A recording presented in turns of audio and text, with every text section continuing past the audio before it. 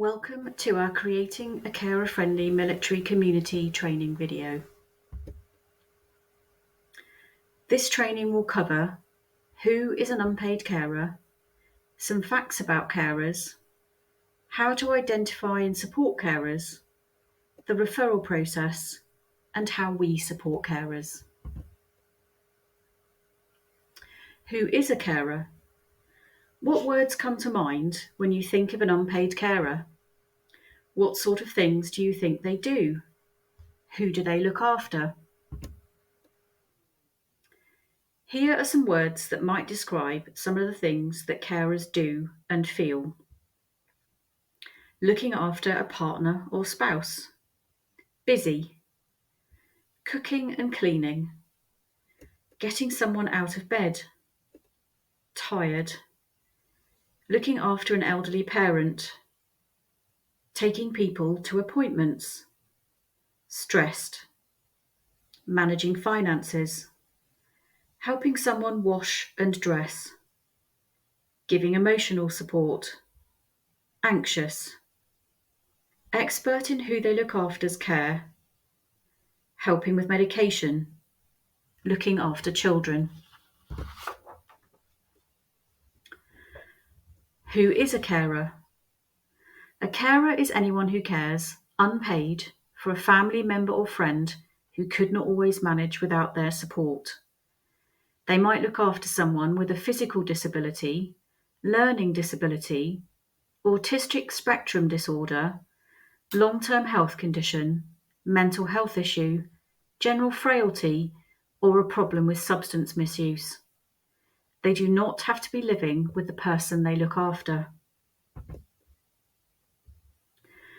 No two caring roles are the same, but some of what a carer might do could include practical tasks such as cooking, housework, and shopping, physical care such as helping someone out of bed, emotional support such as talking to someone who is distressed, personal care such as helping someone wash and dress, managing the family budget and collecting prescriptions, helping to give medicine, helping someone communicate, and more. Who is a young carer? A young carer is a child 18 or under who looks after or helps to look after someone who has an illness, learning or physical disability, a mental health illness, or a problem with substance misuse. We refer to carers aged 16 to 25 as young adult carers. The support for carers approaching adulthood is referred to as transition assessment and support. This applies to young adult carers aged 16 and 17 who are negotiating the challenges of planning for their own future and the support they might need to secure it. Facts about carers. Did you know? Do you know what percentage of carers in the armed forces community say their caring responsibilities have increased since the COVID-19 pandemic? Is it 63%, 23%, or 45%? The answer is 63%. 63% of carers in the armed forces community surveyed by the Royal British Legion say the time they spend caring has increased since March 2020, the start of the COVID pandemic. Half of survey respondents said they spend 50 or more hours a week providing care. The COVID-19 pandemic is likely to have led to an increase in the amount of care that armed forces carers provide.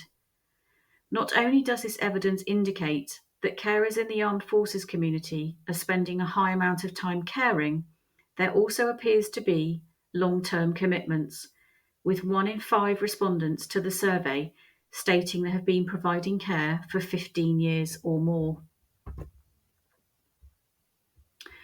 Did you know? Do you know how many carers in the armed forces community say they can take a break from their caring role? Is it 5 in 10, 7 in 10, 1 in 10? The answer is 1 in 10. Less than 1 in 10 carers in the armed forces community who responded to a survey by the Royal British Legion have been able to take a break from caring in the last year. This becomes less than 1 in 20 if the carer was caring for a veteran. Among serving carers, 19% said they had been able to take a break from caring in the last year, which may be linked to time on deployment. Did you know? Do you know how many children are said to be young carers? Is it 1 in 10, 1 in 8, or 1 in 5? The answer is 1 in 5.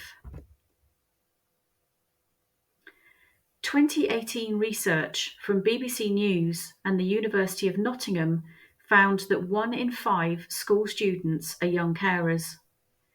How many would that be per typical classroom?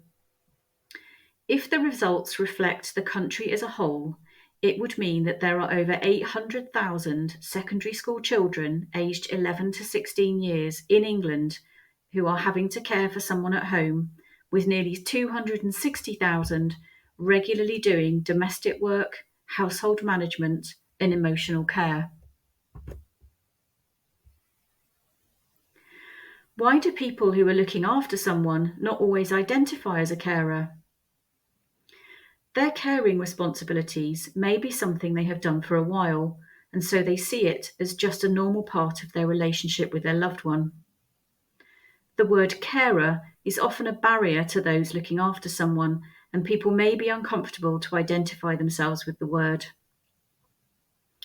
Carers who look after someone with mental ill health or who misuse substances may not see themselves as carers due to either the episodic nature of their family member's illness or fear surrounding the stigma associated with the illness or condition. For carers in the armed forces community, there is also the element of fear that identifying as a carer will impact their military career. How might you identify a carer? Let's let Lieutenant Colonel Brian Gordon tell us his caring story. Lieutenant Colonel Gordon became a carer on the birth of his son Harry whilst a corporal posted to 1 Medical Regiment in Munster, Germany in the year 2000. Harry is now 23 years old. Harry needs 24/7 support in all daily life activities: washing, dressing, feeding, toileting, and mobility support. Added to this are daily medication and physio requirements, along with managing the care packages and the raft of hospital and specialist appointments he needs. Harry is a wheelchair user, has no mental capacity, and has seizures every day. He has no awareness of danger and always needs support. He loves rock music and toy cars, as well as motor racing and anything loud.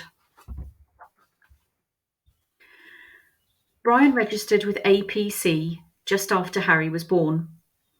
The welfare officer helped him to do it, and he didn't really know what he was doing or why.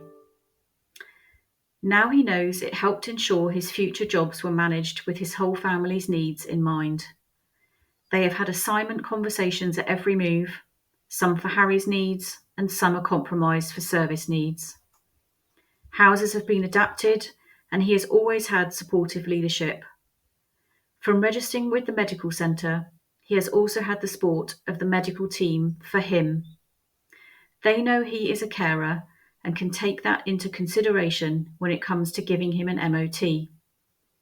He is also registered with the local carers organisation, which can conduct a carers assessment to see what he needs to keep him in the game. It is very much a team approach. You cannot be on the log the whole race. Getting support for a carer. If you need to refer someone for a carers assessment, in Wiltshire, carers over 25 should be referred to Age UK Wiltshire. Young carers should be referred to the Wiltshire Council MASH team on 0300 456 0108. In Dorset, carers should call Carer Support Dorset on 0800 368 8349 and we can discuss the best option for them. How do we support carers? We offer the following services for carers, depending on what county you live in. Carer cafes. Here to talk telephone befriending service.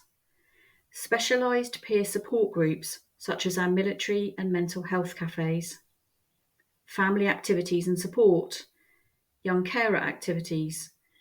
Carer wellbeing workshops.